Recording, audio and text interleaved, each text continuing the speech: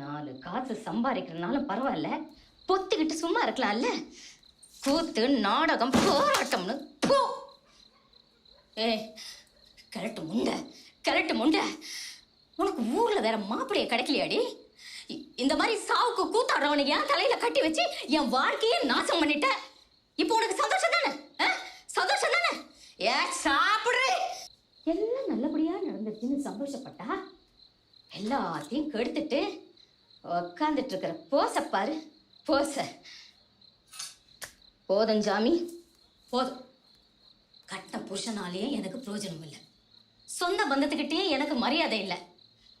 என் புள்ள வாழ்க்கையை நான் பார்த்துக்கிறேன், நான் பார்த்துக்கிறேன். இங்க பாரு, உனக்கு இப்படி இருக்கிறது தான் சந்தோஷம்னா இப்படியே இருந்துக்க. ஒரு நாள் நானும் செத்து போவேன், அன்னைக்கு சந்தோஷமா வந்து ஆடிட்டு போ.